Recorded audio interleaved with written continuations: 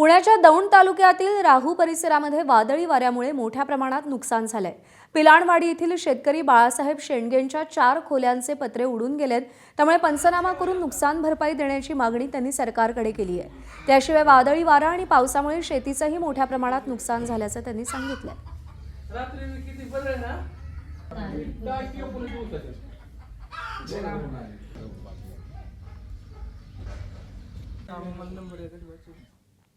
गोंदिया जिल्ह्यातील सडक-अर्जुनी तालुक्यात वादळी वाऱ्यासह पावसाच्या तडाख्याने मोठ्या प्रमाणात नुकसान झाले। वादळी वाऱ्यामुळे अनेकांच्या घरावरचं छत उडालंय तर झाडांची सुद्धा मोठ्या प्रमाणात पडझड झाली। मुख्य मार्गावरती झाडं उन्मळून पडल्याने काही वेळ या मार्गावरची वाहतूक ठप्प झाली होती। तर मळणी सुरू असलेल्या मका आणि धान पिकाचं सुद्धा मोठ्या प्रमाणात नुकसान झाल्याने शेतकऱ्यांवर आर्थिक संकट कोसळले। तर मोठ्या प्रमाणात झाडं उन्मळून पडल्याने अनेक गावातील विद्युत पुरवठा अद्यापही खंडित आहे।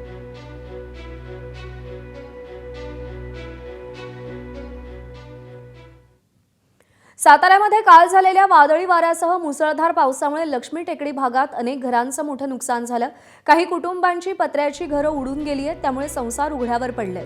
घरगुती साहित्यासोबतच शैक्षणिक साहित्य देखील या पावसात भिजून गेलंय। प्रशासनाने रात्री उशिरा या भागाला भेट देऊन पाहणी केली आहे। सगळे तिथे आम्ही ह्याच्यावर होतं कामावर, आम्ही आल्यावर बघतो तर काहीच नाही। आमचं ते एवढं तर सगळी नुकसान पाणी झालं आपल्याला। आता पोरं 2 पोरं होता तिथं बघ शेजार होत। असं रडू नका। पत्र घरात त्यावेळेस लहान मुलं होती का? त्यांना काही इजा नाही ना झाली? आमचं शेजारच्या घरात येऊन बसले ते।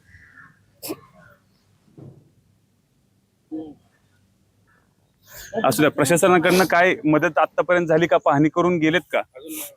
बघून गेले ते नुसतं पण हे करते म्हणते ते, कधी करते का नाही।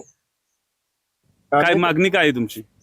आपलं कसं होतं तसं करून दिलं तर चांगलं होईल। एबीपी माझा, उघडा डोळे बघा नीट।